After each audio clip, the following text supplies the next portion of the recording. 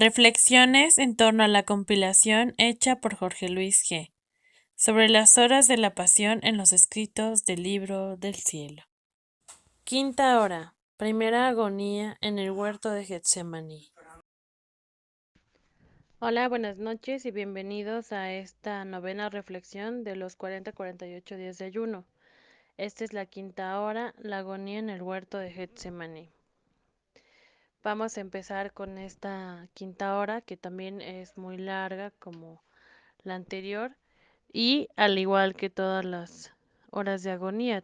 Hubo 3 horas de agonía en el huerto de Getsemaní y 3 horas de agonía en la cruz. Entonces, son horas importantes en el que nuestro Señor nos enseña muchas cosas. Vamos a empezar con la lectura del volumen 9 del 25 de noviembre de 1909. Agonía en el huerto.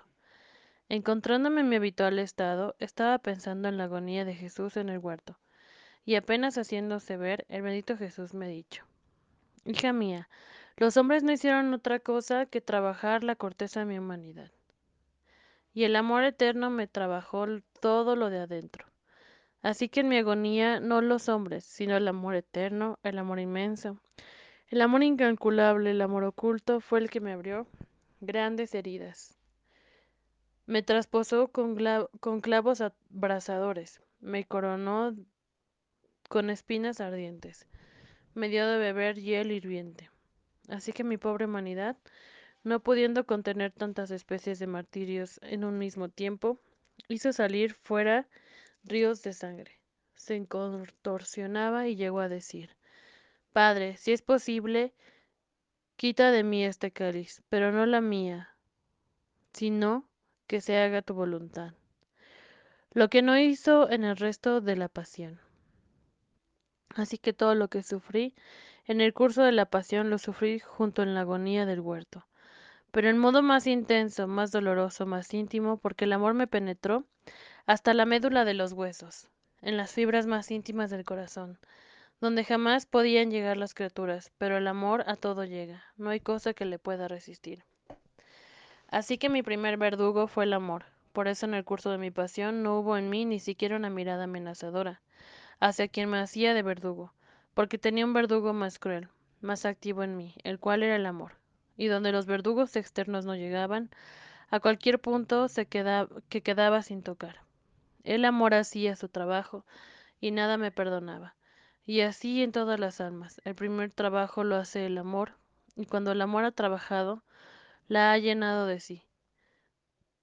Lo que se ve de bien en el exterior no es otra cosa que el desahogo del trabajo que el amor ha hecho en el interior.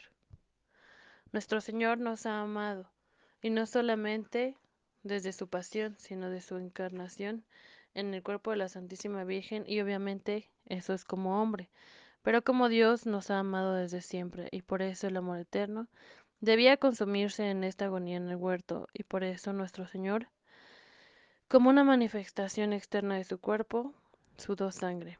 Debemos de tener en cuenta que esta agonía en el huerto de Getsemaní también ha sido larga para el Papa Benedicto XVI, a quien le han hecho hasta decir que su renuncia fue válida, que él no es Papa y que por orden solo hay un Papa.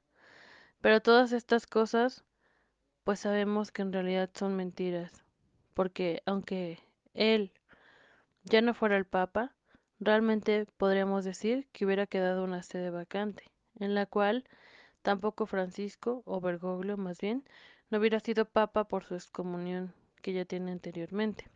Mas sabemos que él, dentro de todo el sufrimiento que tiene, dentro de toda la oración a la que él decidió irse desde el momento en que publicó esa renuncia y según los medios se hizo válida, desde ese momento él se puso en oración en el huerto de Getsemaní.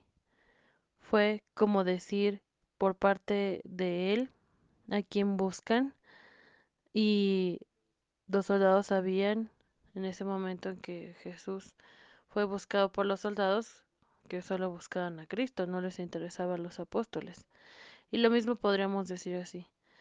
Él, para que no se destruyera la iglesia, sabía que lo buscaban a él, desde hace tiempo que lo venían amenazando, y por eso él terminó cediendo. Y por eso un encarcelado, alguien que está en agonía, ya no puede decir que tiene libertad, ni siquiera para hablar. Todo lo que se diga será usado en su contra. Así nos dicen las leyes de nuestros países. Y bueno, en este caso, pues sabemos bien que el Papa Benedicto XVI, todo lo que diga ha sido usado en su contra. Tan es así que después de que estaba en desacuerdo con la diaconisa que nombró Bergoglio para que su consejo papal, pues después le hicieron decir estas palabras. Pero sin embargo, sabemos que aquí la verdad no importa quién, quién conoce, sino quién permite Dios que la conozca. Y si la verdad es que no hay papado actualmente, que desde Benedicto no hay papa, que para nosotros Benedicto es la última figura de la iglesia válida, el último papa que podamos decir, podemos seguir para ser fieles, que también podamos seguir para tener una idea de lo que está pasando en el momento presente sobre la pasión de la iglesia, sería él. Y desde ese tiempo llevamos como parte de la iglesia que está pasando su tribulación en el huerto de Getsemaní. Justo ahora vamos a empezar, como les decía, en el momento actual, a meditar esta hora, pero esta hora, pues digamos que en la historia de la humanidad está ya, sobre todo de la iglesia más que de la humanidad, ya está hacia atrás. Ya ahorita sabemos que estamos en la prisión junto con Jesús, porque desde ese momento en que empezó la agonía en el huerto, Jesús ya estaba a nada de ser prisionero, al igual que el Papa Benedicto XVI está prisionero. Tan es así que es prisionero y tiene que ser prisionero de sus palabras, no puede decir lo que a los demás incomode. Volumen 11, enero 22 de 1913. La triple pasión de Jesús. Estaba pensando en la pasión de mi siempre amable Jesús, especialmente en lo que sufrió en el huerto.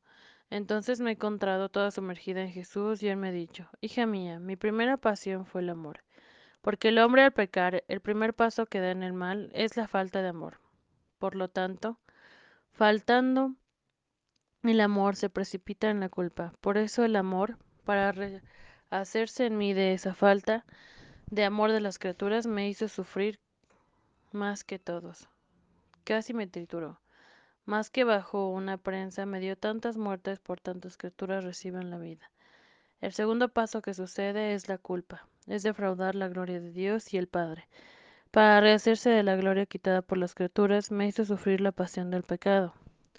Esto es, que cada culpa me daba una pasión especial. Si la pasión fue una, el pecado, en cambio, me dio tantas pasiones por cuantas culpas se cometerían hasta el fin del mundo. Y así se rehizo la gloria del Padre. El tercer efecto que produce la culpa es la debilidad en el hombre, y por eso quise sufrir la pasión, por manos de los judíos.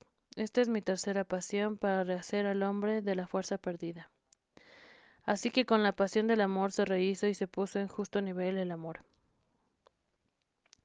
Con la pasión del pecado se rehizo y se puso a nivel la gloria del Padre. Con la pasión de los judíos se puso a nivel y se rehizo a la fuerza de las escrituras. Todo esto lo sufrí en el huerto. Fue tal y tanto el sufrimiento, las muertes que sufrí, los espasmos atroces, que habría muerto de verdad si la voluntad del Padre hubiera llegado a que yo muriera.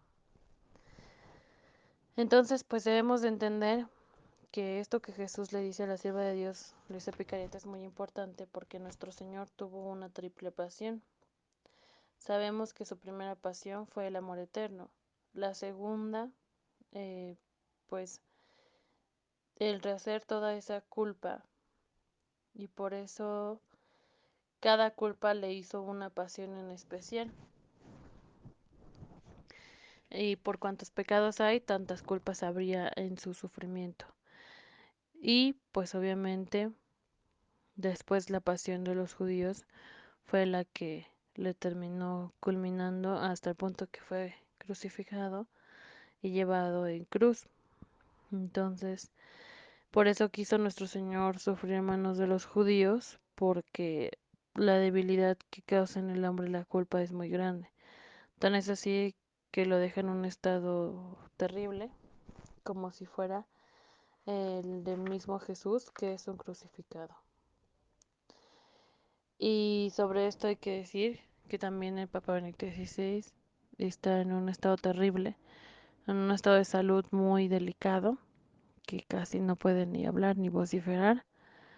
Y por eso pues sabemos que aunque él esté consciente al 100%, su cuerpo estremeciendo la culpa de todos en realidad como iglesia lo ha hecho envejecer, que es parte de uno de los males del pecado que cometió Adán, todos lo sabemos, el envejecer, enfermarse, etcétera, etcétera, y cansarse o pues sí, sobre todo cansarse de trabajar, hacer ejercicio, todo eso son efectos del pecado original.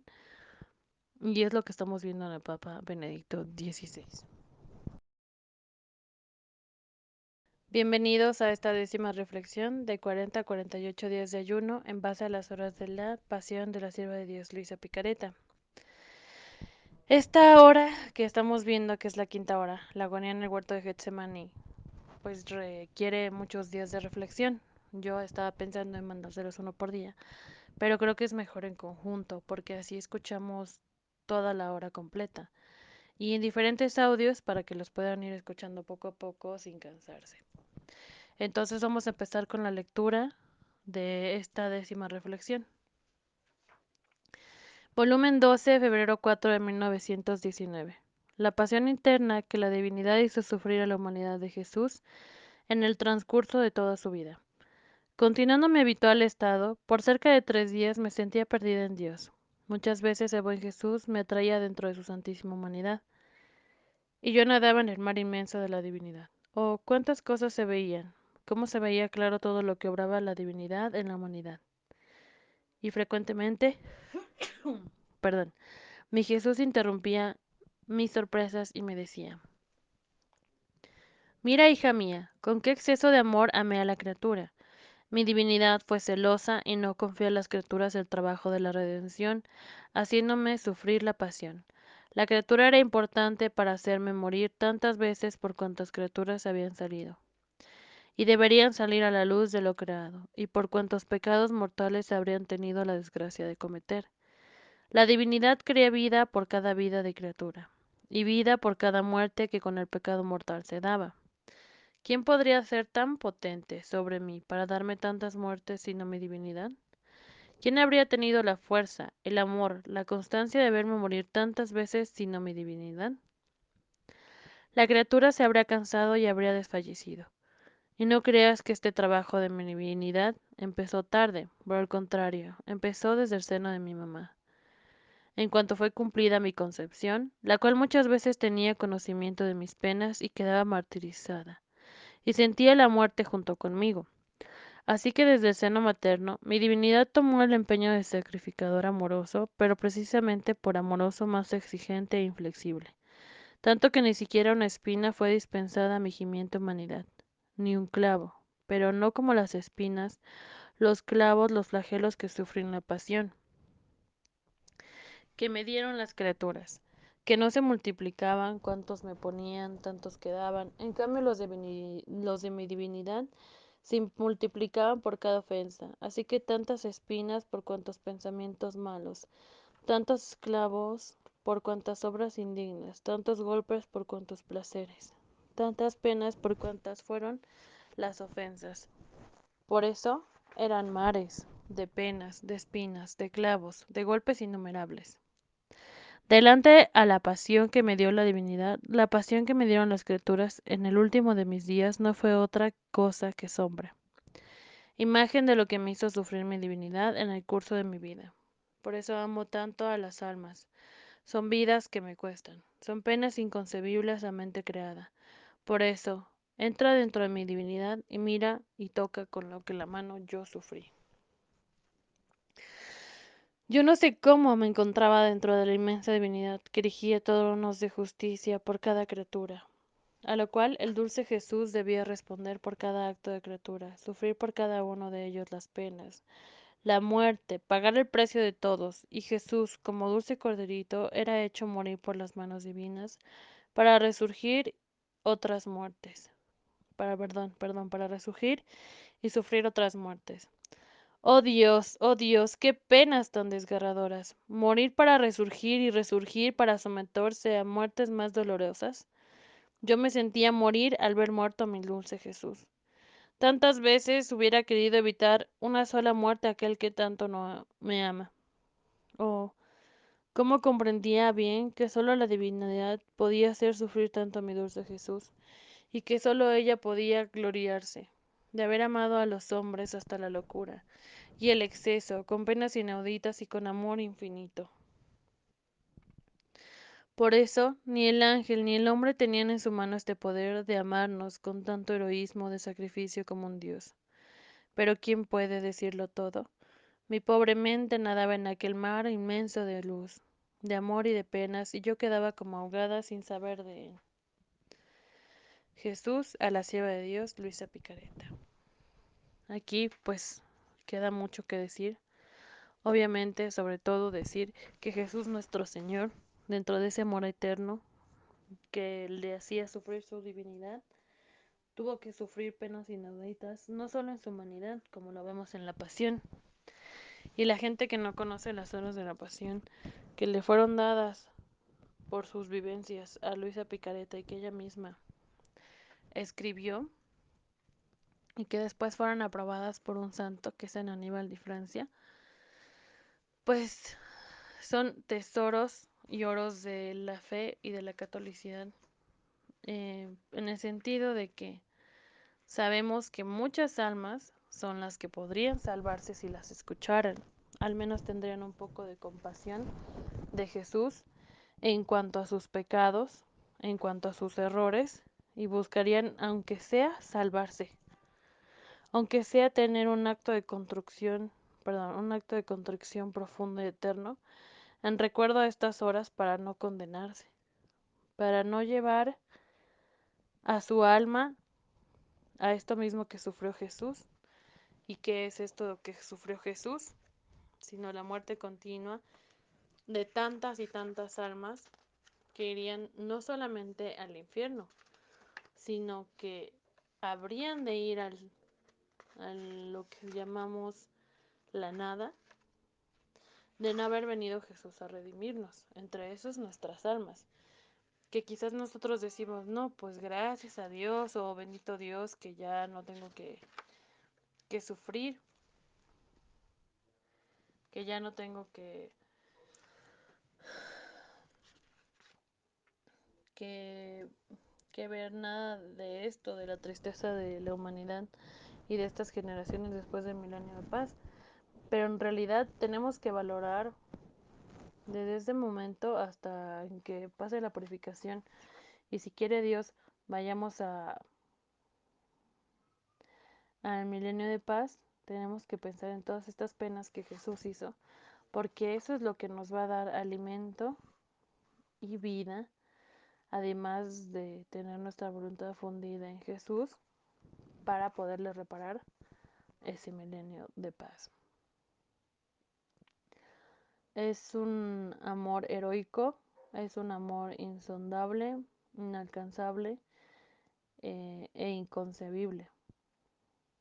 No se puede saber exactamente eh, todo lo que Jesús sufrió, porque tendremos que conocer todos los pecados de todas las generaciones, de todas las almas, todos los sufrimientos, todas las muertes, y eso pues sería algo sin fin, ¿no? Porque son tantas penas por cuanto un alma, ahora tantas penas por cuanto muchas personas, ahora tantas penas por cuantas criaturas han existido. Y es por eso que debemos de tomar en cuenta que Jesús nuestro Señor, todos los regalos que nos los da, nos los dio de forma gratuita, incluso este don, el don de vivir en la divina voluntad. Pero, ¿cuántas criaturas están respondiendo a ese amor? Muy pocas. Nuestro Señor lo que sufrió es una sombra de lo que sufrió su divinidad, como él mismo dice. Y Pues los tronos de justicia que se erigen por cada alma son los tronos de justicia que cada quien va a tener presentes en el día del juicio final por cuántas almas hubo en la existencia de la humanidad y por cuántas criaturas fueron juzgadas eh, al morir o en el aviso también, ¿no? Hay un juicio como en vida, es un juicio previo, es un juicio de misericordia y es un juicio que va a suceder, pero por lo mismo nuestro Señor tuvo que pagar todas las sentencias para que nosotros, tomando la gracia de los sacramentos y de Jesús, pudiésemos salvarnos. Al final de estos juicios que analicen toda nuestra vida, nuestros pecados, lo que nos justifica es la gracia y la gracia en Dios. Y por eso hay que venir a esta vida, vivirla, así como eh, muchas personas se han acercado a esta espiritualidad. Debemos ver que no solamente es una espiritualidad más, sino que es la espiritualidad única, eterna y verdadera que debía existir desde Adán,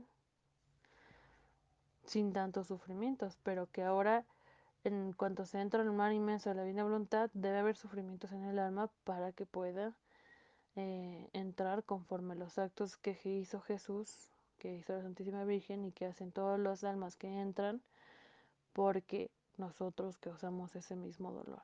No es Jesús que nos impone cargas que no podemos cargar.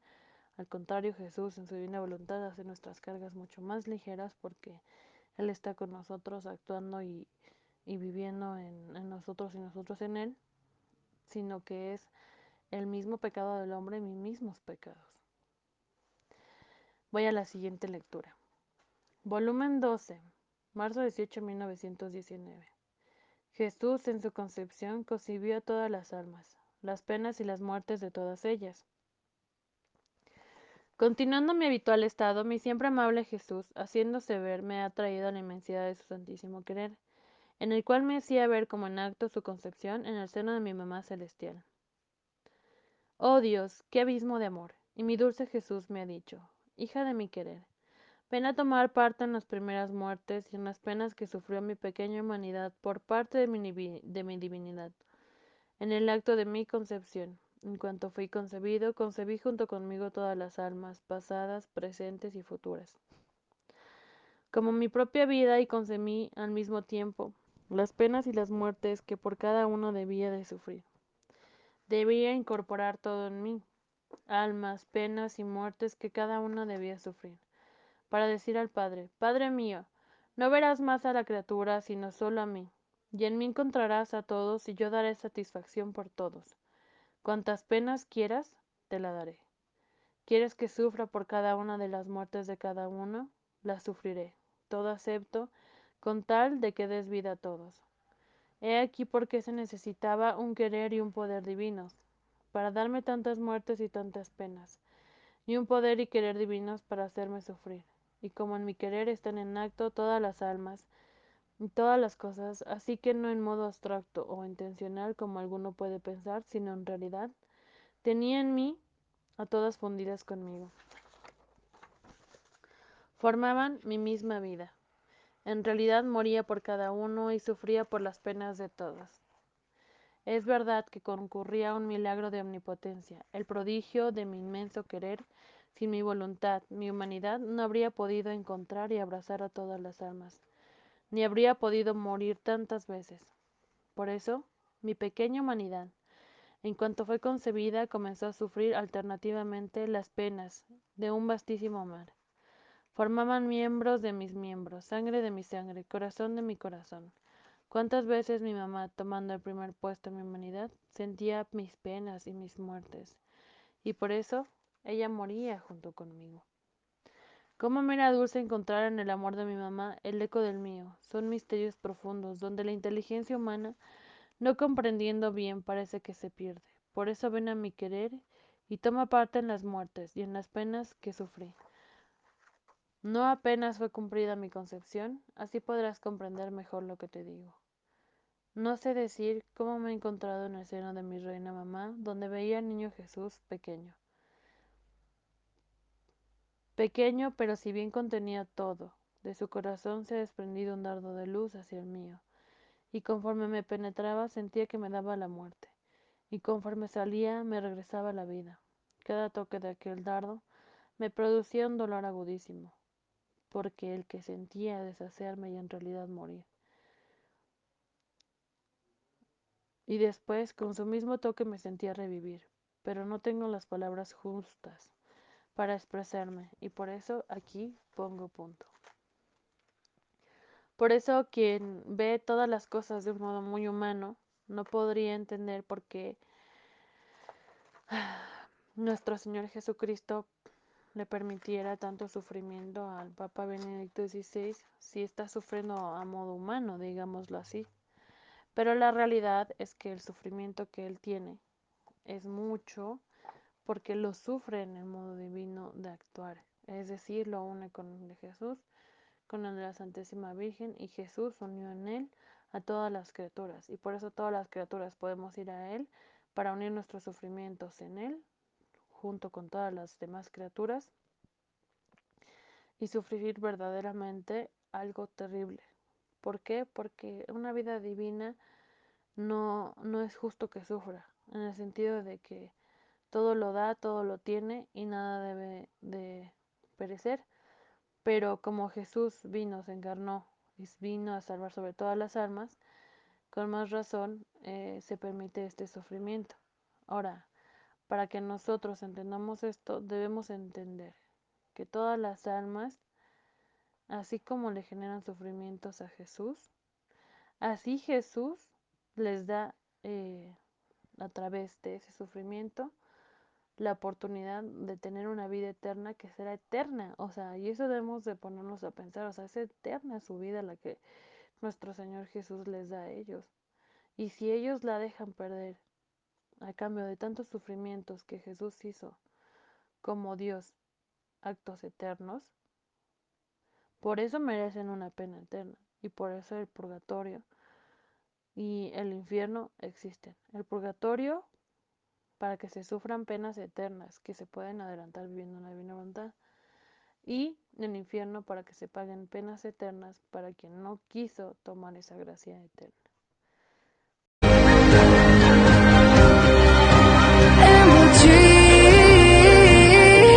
Impossible.